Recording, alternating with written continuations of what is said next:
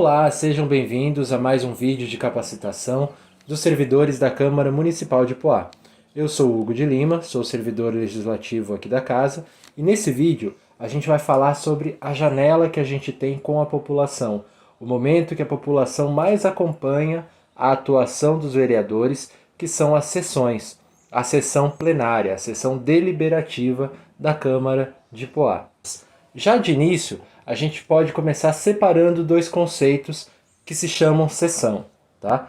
Eu posso falar de sessão enquanto a reunião dos vereadores, que é o mais conhecido, e também posso falar de sessão legislativa, que é o ano de trabalho. Então a gente tem uma legislatura, que é um período de 4 anos de trabalho dos vereadores, o mandato dos vereadores, a legislatura, e eu tenho que cada ano dessa legislatura é uma sessão legislativa. Então, em 2021, nós estamos na primeira sessão legislativa da 18ª legislatura da Câmara de Poá. Feita essa separação de conceitos, a gente vai falar aqui sobre a reunião dos vereadores, que é separada em dois grandes blocos, expediente e ordem do dia. A gente vai ouvir agora com a doutora Helena os conceitos que estão envolvidos no primeiro bloco, que é o expediente da sessão.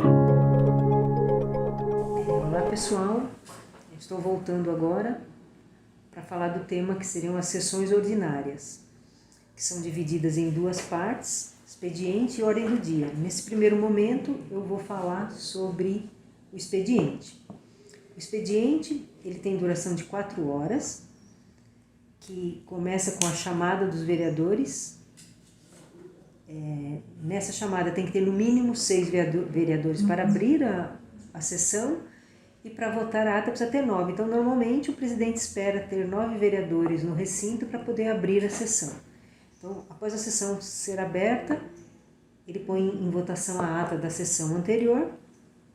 Após a aprovação da ata, ele pede para o primeiro secretário fazer a leitura dos papéis dos expedientes. Então, os primeiros a ser lidos são os expedientes que vêm do prefeito, os segundos são os dos vereadores, e o terceiro são expedientes diversos, que seriam ofícios, moções de outras edilidades, ou qualquer, às vezes, ofícios do Tribunal de Contas, decisões do Tribunal de Contas que vêm para serem apresentados aos vereadores e ficarão à disposição depois na secretaria para qualquer vereador que quiser uma cópia.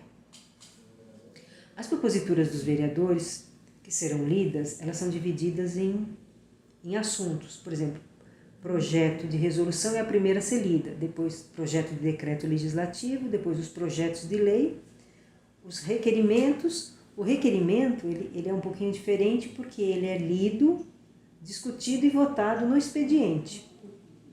E as moções também. Após a leitura dos papéis do expediente, antes de falar isso, eu tenho que dizer que se o vereador, autor de qualquer propositura, não estiver presente na sessão, a sua propositura não poderá ser lida. Ela vai ser guardada e voltará na próxima sessão ordinária que o vereador estiver presente para ser lida.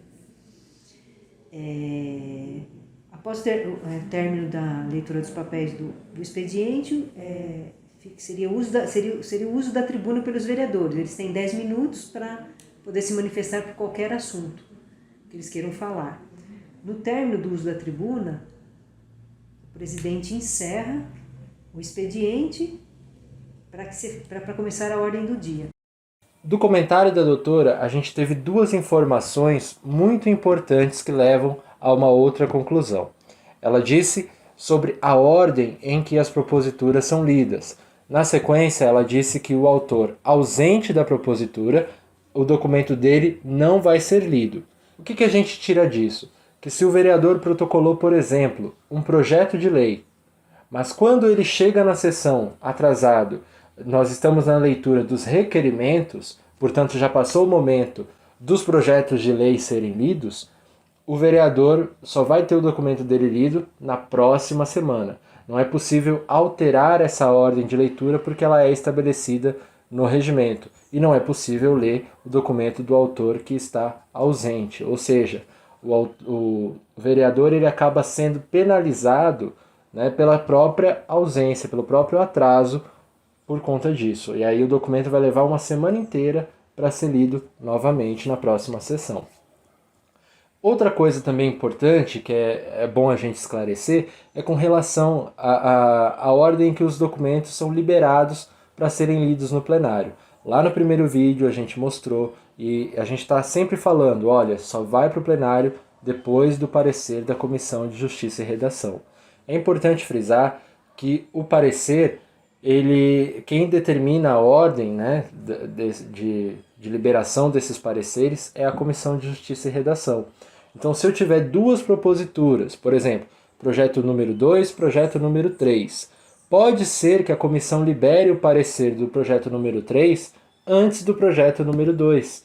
Tá? Pode acontecer isso. Se o projeto que chegou primeiro, número 2, para a comissão for mais complexo, pode ser que leve mais tempo para analisar. Lembrando, os dois têm 5 dias úteis para ter o parecer feito pela comissão. E pode ser então que a ordem seja modificada por conta disso. Pode ser também que essa ordem seja modificada em função de um parecer desfavorável da comissão. Tá? E aí, uma medida muito importante que a gente colocou nesse novo regimento é que quando nós tivermos um problema de parecer desfavorável, o autor do documento, né, que vai ser arquivado, ele precisa ser notificado.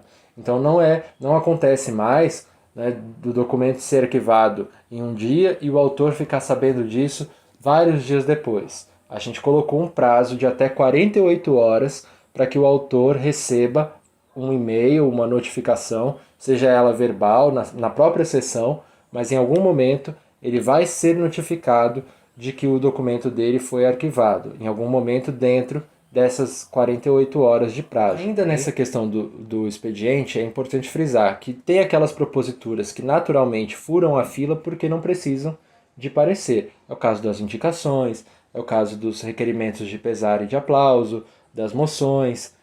E sobre os requerimentos, cabe uma distinção importante, que os requerimentos de pesar e aplauso não precisam de parecer. Porém, os requerimentos de pesar não são votados, enquanto os requerimentos de aplauso sim. Por quê? Uma vez que o requerimento é aprovado, ele é um documento da Câmara, tá bem? Ninguém, em sã consciência, até por uma questão moral, por uma questão ética, vai dizer que não lamenta a morte de um outro ser humano, tá bem? Então, o requerimento de pesar ele não é votado porque nem precisa, tá? É um valor universal. Já o requerimento de aplauso é votado porque quando ele é aprovado ele se torna da Câmara. E pode ser que, vamos colocar uma situação extrema, tá? Que alguém está movendo um requerimento de aplauso ao partido neonazista, a alguma figura política muito controversa, a qualquer situação desse tipo. Então, precisa ser aprovado porque o requerimento passa a ser um documento da Câmara. Para evitar esse tipo de constrangimento, ele sempre é votado. Encerrado o expediente, nós entramos no segundo grande bloco da sessão, que é a ordem do dia, que nós vamos ouvir agora com a doutora Helena os conceitos sobre esse bloco.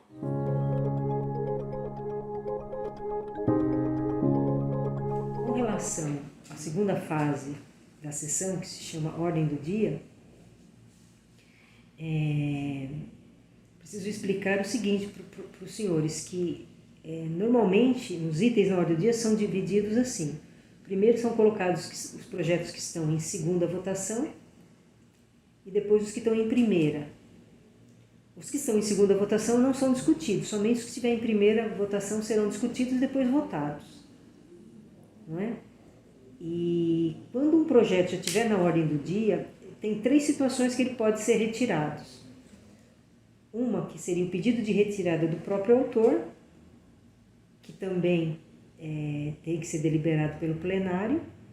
O pedido de vista, no qual tem que ser informado um prazo determinado para pedido de vista, que não pode ceder a 10 dias.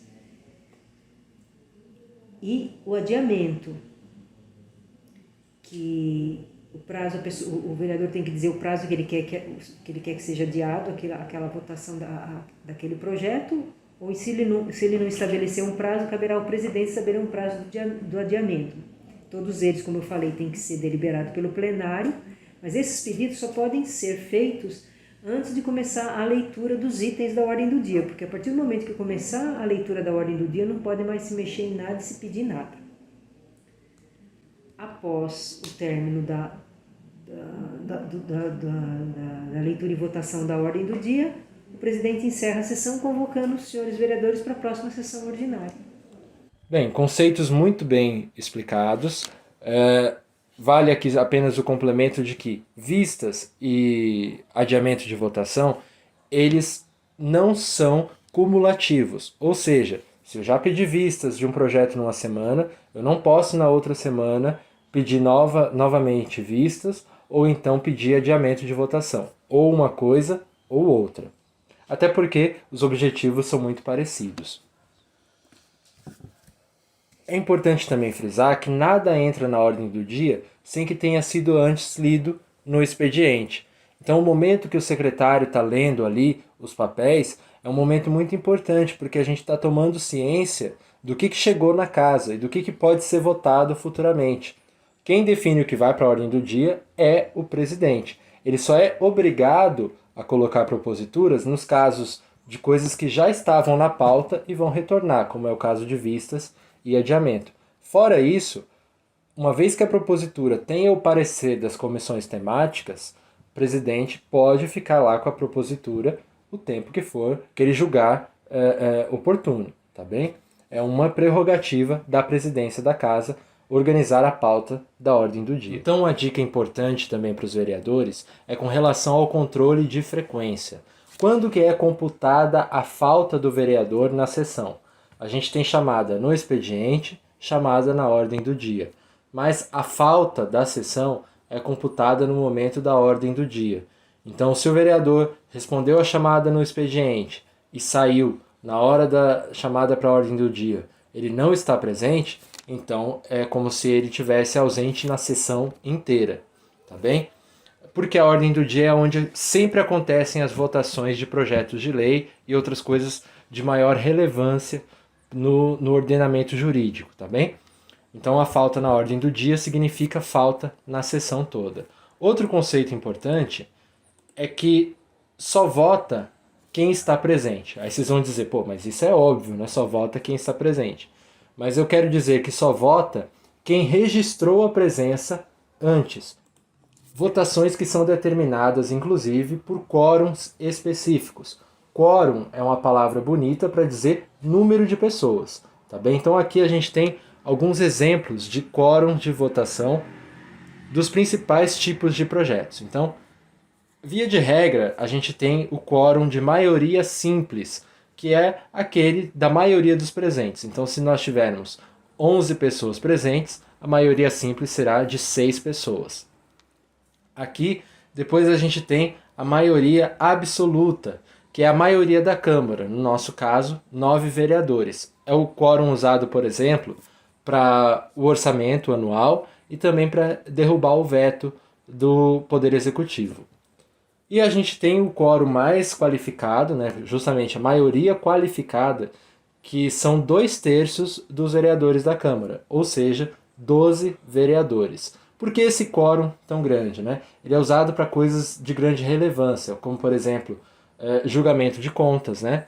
Emenda à lei orgânica, também para quando a comissão dá um parecer desfavorável, para desarquivar esse documento, para rejeitar o parecer da comissão, precisa de 2/3 dos vereadores. Por fim, a gente tem a questão de ordem. Sempre que um vereador perceber durante a sessão que o regimento está sendo desrespeitado, ele pode levantar a mão e gritar: presidente, questão de ordem. E aí ele levanta qual é o artigo do regimento que está sendo desrespeitado naquele momento. Tá bem? E o presidente resolve se procede ou não à questão de ordem. Lembrando também que o plenário é soberano sobre aquilo que não está no regimento. Repito, sobre aquilo que não está descrito no regimento. Tá bem? Não é correto a gente saber que existe uma regra no regimento e a gente sair, usando esse argumento de que o plenário é soberano, a gente sair fazendo exceções no regimento. Porque a gente pode incorrer naquela ideia de 2 pesos, 2 medidas. e de que alguns processos legislativos tenham vícios. E se tem vício, pode ser que leve a uma nulidade no futuro. Então essa questão de que o plenário é soberano para aquilo que não está claro no regimento. Aí sim, o plenário decide. Da minha parte nesse vídeo é só. Muito obrigado pela atenção de todos. Espero que a nossa série seja de grande valor para todos vocês.